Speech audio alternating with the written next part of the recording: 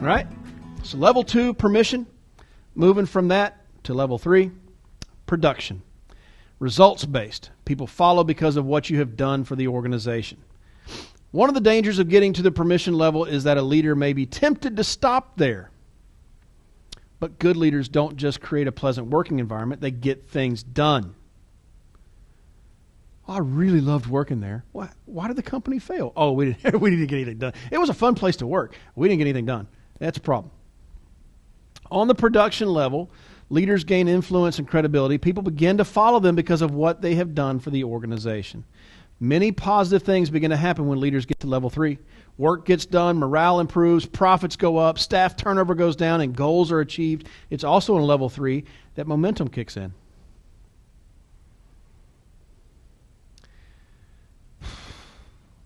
Relationships can't be all there is.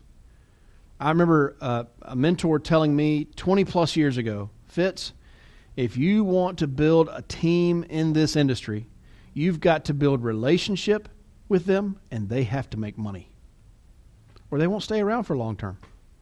You got to build relationship and they have to make money. If they only have relationship, they still have to eat. They're going to find some other place to work.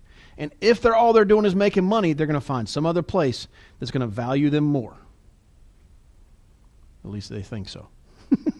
It has to be both of them in order for people to be around a long time. We got staff that have been around a long time. We got agents that have been around a long time. I figure we're doing this well as an organization. We're doing it well as an organization. We can always get better, but yeah, that's good. Leading and influencing others becomes fun on this level. Success and productivity have been known to solve a lot of problems. Success is the great unifier.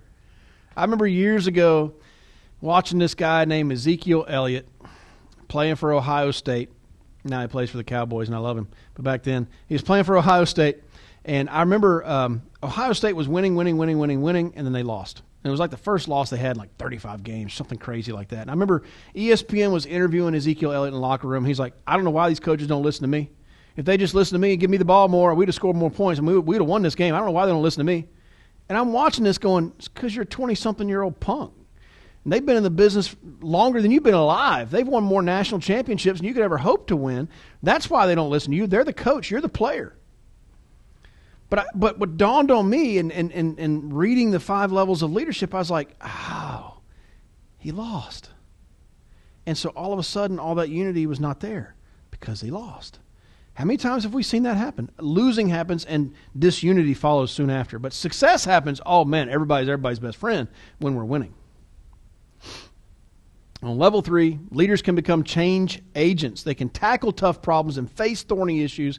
They can make the difficult decisions that will make a difference. They can take their people to another level of effectiveness.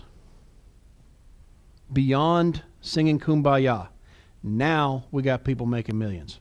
That's a difference. It's a difference. So if you want to go from level 3 to level 4, you got to change some beliefs. Now, production is not enough. Titles are not enough. Relationship is not enough. Production is not enough. People are an organization's most appreciable asset. It's not just our most valuable asset, but it's the one asset that we can grow the most. People. This is a belief you have to adopt to go to level 4. Growing leaders is the most effective way to accomplish the vision. Heather and I are talking about double or die in 2022. Like it's our whole vision. But we know in order to do that, we've got to be better at developing leaders. We've got to get better at that. What I'm saying is with some of the leaders I'm leading, I know I'm a level 3 with them because I'm not developing them and growing them, which means I can't be a level 4 if I haven't done that. People development is the greatest fulfillment for a leader. People development is the greatest fulfillment for a leader. You know, I read that, and my kids ask me, "What do you want for Christmas?" and all that. What do you want for your birthday? And I remember when I was a kid, my dad used to always say, "I just want everybody to be happy and healthy." and I always thought that's crap. Don't you want a Nintendo or something, man? Like, don't you want something like real? And now that I'm a dad and I'm older, I'm like, man, I just want everybody to be happy and healthy. Like I really do. I just want to quit go to doctor's appointments, and I want everybody to get a clean bill of health, and I want everybody laughing and having a good time and feeling good. Well, in the business, all I want to do is just see the people looking to me for leadership. I just want to see them succeed. more than anything in the world. That's all I want. And that's how I know that if I'm not there, I'm on my way to being a level 4. All right. Level 3, going to level 4, people development. It's about reproduction. People follow because of what you have done for them. So, leaders become great not because of power, but because of their ability to empower others. This is what level 4 leaders do. We say that, Heather and I believe in building our business. We built our business before we started having kids. Of course, we continue to build our business, and we're building kids now. And we just believe in doing for our kids until they can do for themselves, and then get the heck out of their way. The 15-year-old, he's potty trained. He doesn't need my help with that anymore. Thank goodness. It gets awkward. But it's the same way with raising our agents. You empower them to do for themselves, and then watch them blossom. Watch them bloom. Watch them become who they were designed to be. Right in front of your very eyes, just because you got the heck out of the way. They use their position, relationships, and productivity to invest in their followers and develop them until those followers become leaders in their own right. Production may win games, but people development wins championships.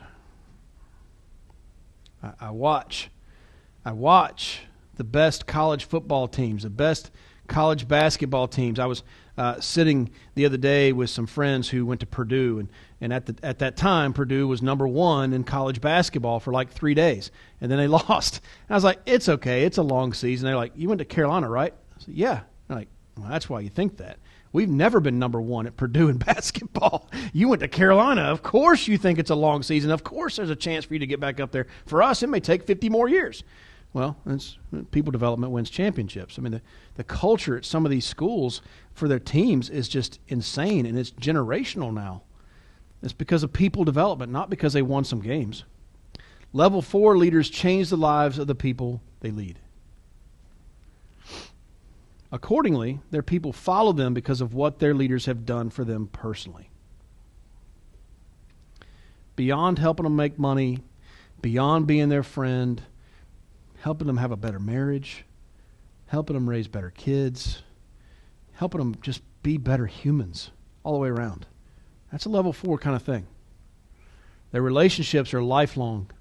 2 things always happen on level 4. 1, teamwork goes to a very high level. Why?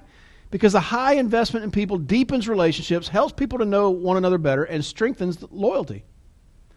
And number 2, performance increases. Why? Because there are more leaders on the team, and they help to improve everybody's performance. Teamwork goes up, performance increases. That's what happens with a level 4 leader. Now, if you want to go from level 4 to level 5, you got to change some beliefs. The highest goal of leadership is to develop leaders, not gain followers or do work.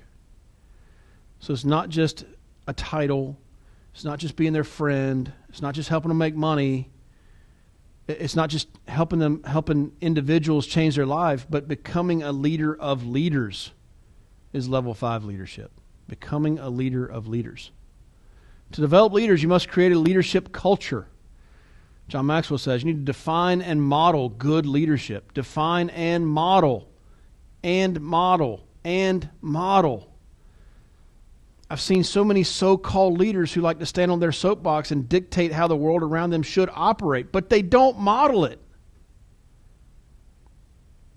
And I can't follow leaders like that because they're incongruent. Their lives don't line up. They lack integrity because what they say and what they do are 2 very different things. Just can't follow it. Train leaders on a regular, frequent, consistent basis. Help emerging leaders to plan and execute, fail, and succeed. Review new leaders' performance and correct their errors. Reward good leadership with pay, resources, and recognition. If you're going to be a level 5 leader, it cannot be about you. It has to be about them. If it's not, you'll never get there. Developing leaders is a life commitment, not a job commitment. That's the beliefs in order to get to a level 5. So let's talk about level 5. Pinnacle. It's the peak. Respect based. People follow because of who you are and what you represent. While most people can learn to climb levels 1 through 4, level 5 requires not only effort, skill, and intentionality, but also a high level of talent. There are some people that are never going to be level 5, not because they're not given effort or have skill, not because they don't have an intentionality, but they just don't have the talent to be a level 5. Level 4 is pretty dang good. It's pretty dang good. But there is a little bit of talent that's required in order to be a level 5. The individuals who reach level 5 lead so well for so long that they create a legacy of leadership in the organization they serve. That's so inspiring just to read that sentence. To think about developing an organization that's been doing it so good for so long that it's just known for leadership. It's kind of like these coaches in the coaching tree where you see these coaches and the coaches that beget coaches who beget coaches who beget, and it's like this whole organizational chart of coaches that came from that one coach way back when. That's the kind of level 5 leadership we're talking about. It's ironic, but one of the greatest dangers for Pinnacle leaders at the top is similar to a danger for a positional leader at the bottom, thinking they've arrived. That level 1 leader gets that title, they think they've arrived. That level 5 leader who knows they're level 5, they think they've arrived. You get there, the game's just really beginning. People follow level 5 because of who they are and what they represent. Level 5 leaders often transcend their position, their organization, and sometimes their industry. Level 5 leaders often transcend their position, their organization, and sometimes their industry. They impact the world, not just their industry. That's huge, man. I hope that helps.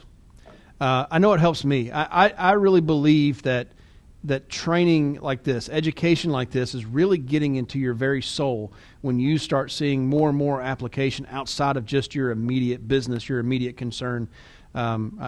Just like I said, I recognize that just recently having a conversation with one of my kids about this, I realized, oh my goodness, this has really gotten into me now, and I'm inspired by that because what can it mean? What can the future look like? I'd love to help you if I can. My contact information is there in front of you. You can also go to timewithfitz.com and book a time, and I'd love to chat with you. Talk to you soon.